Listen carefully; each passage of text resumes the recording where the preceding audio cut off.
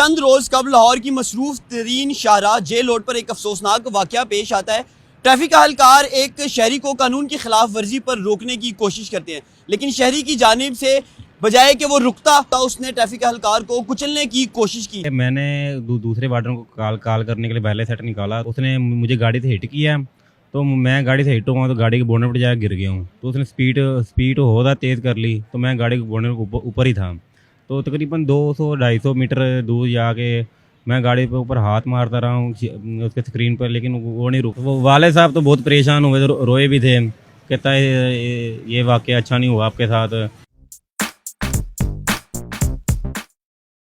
Urdu point से बुरहानुद्दीन का सलाम। नाज़रीन, चंद रोज कबल लाहौर की मसरूफ तरीन शाहराह जेल रोड पर एक अफसोसनाक वाकया पेश आता है।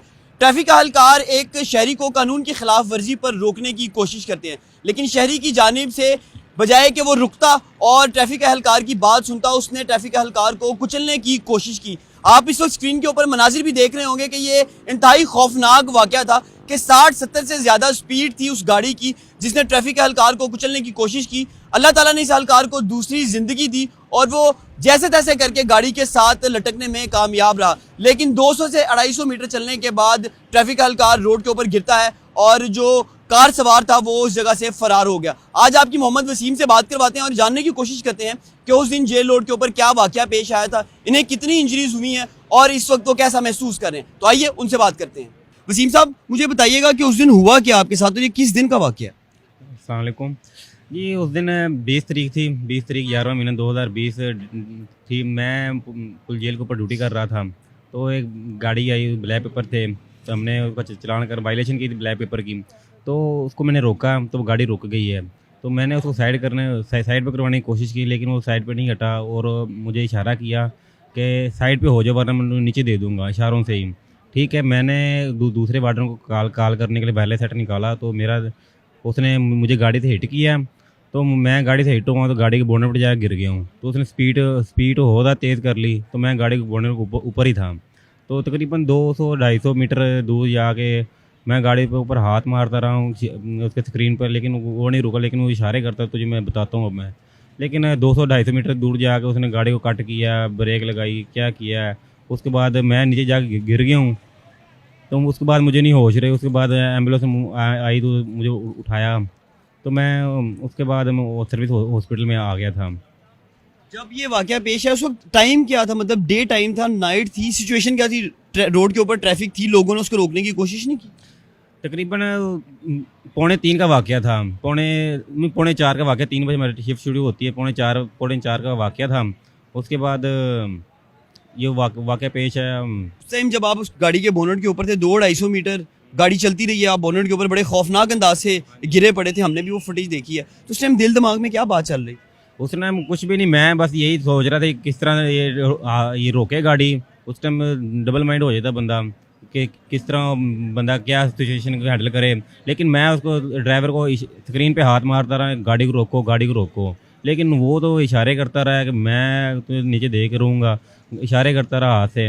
उसके बाद उसने 200-250 मीटर की दूरी पे उसने मुझे गिरा दिया नीचे। आपको कोई गाड़ी का नंबर याद है? गाड़ी उसको नंबर याद नहीं, लेकिन वो CCTV अंडर आ गई, वो गाड़ी का नंबर जो सा है ना, वो फुटेज में आ गई गाड़ी का नंबर। वसीम, अभी आप काफ़ी यंग हैं, कितने साल से सर्विस कर रहे हैं? मुझे तकरीबन 2.5 साल हो गए, तीसरा साल कंप्लीट होने वाला है। इससे पहले कभी कोई ऐसा वाकया पेश आया रोड पे आपके साथ? होता क्या क्या?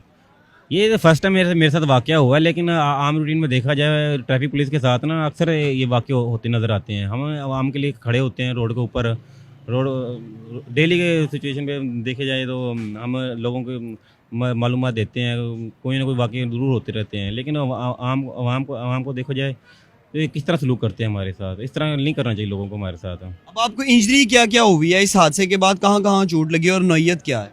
मुझे ये है कि पहले 1 हफ्ते की रेस्ट मिली थी, दोबारा मेडिकल करवाया मैंने, तो डॉक्टर ने सिचुएशन देखी है, पट्टी दोबारा करवाया मैंने मेडिकल, तो चला जाता नहीं मुझसे।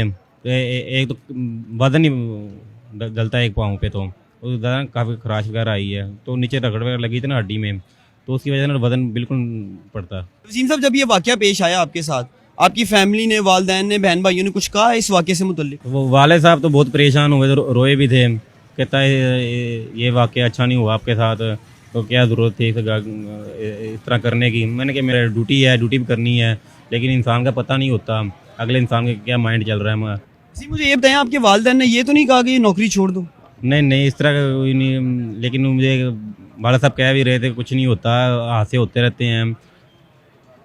मतलब उन्होंने आपको हौसला भी दिया है कि बेटा कोई बात नहीं, तुम डटे रहो? बिल्कुल, मेरे वाला साहब ने हौसला दिया है मुझे कि बेटा कोई बात नहीं, अच्छा काम किया है, आपने एक वायलेशन रोकने की कोशिश की है। एक इंसान जो अगला बंदा जो इंसानियत की वायलेशन कर रहा है, कानून की वायलेशन कर रहा है, उसको रोकने की कोशिश की है आपने, तो इंशाल्लाह वो पकड़ा जाएगा, बहुत जल्द पकड़ा जाएगा वो। अगर तुम उसे जाने देते, छोड़ देते, अगले इशारे पे वो पकड़ा जाता और अगले इशारे पे पकड़ा जाता, तुमने मतलब उसको इतना क्यों मजबूर किया और गाड़ी तुम्हें हिट कर दी?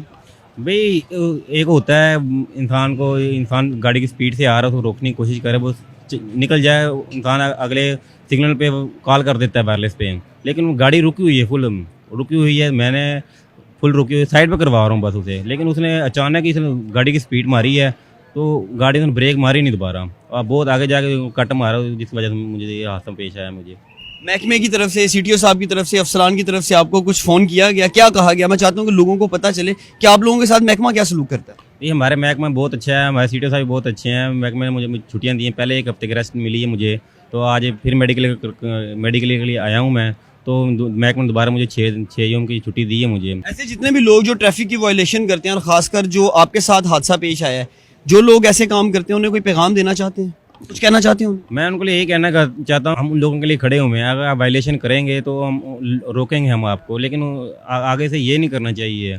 थोड़ा सा जुर्माना होता है वो आप अदा करें, होता है कि आप दोबारा वायलेशन ये ना करें, इंसान को एहसास होना चाहिए। ब्लैक पेपर जो यूज़ करते हैं लोग, ये ना करें ये, क्योंकि जुर्माना है, बहुत बड़ा जुर्म है ये ब्लैक पेपर यूज़ करना, उसमें 100 मसले मसाइल निकल आते हैं, तो हमने लोगों को इसलिए रोकते हैं कि ब्लैक पेपर ना यूज़ करें। तो मैंने उस वक्त जो ब्लैक पेपर गाड़ी रोकी थी, मैंने इसलिए रोकी थी कि इसका हम चलान करें, 500,000 के पीछे ये क्रिमिनल केस बन गया है, हिट एंड रन का केस बन गया है। आप ऐसे ही अपनी जो जिम्मेदारी अदा करते हैं, आपसे मिलकर बहुत खुशी हुई और हमारी दुआ है कि अल्लाह ताला आपको जल्द से जल्द जो है वो सेहत आफियत में।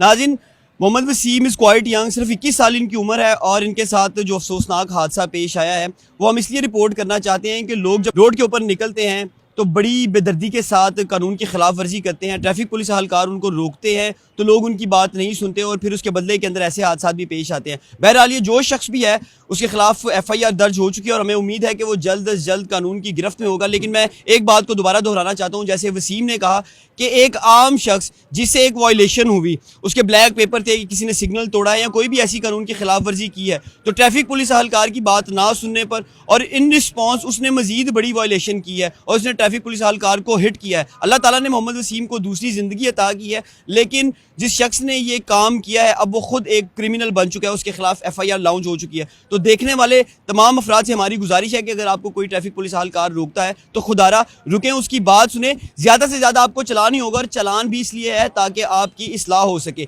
ये कोई क्रिमिनल एक्टिविटी नहीं होती। लेकिन जिस शख्स ने ये काम किया अब उसके खिलाफ यकीनन जो है कानूनी कार्रवाई होगी। अपने मेज़बान बुरहानुद्दीन को इजाज़त दीजिए, अल्लाह ने के बाद।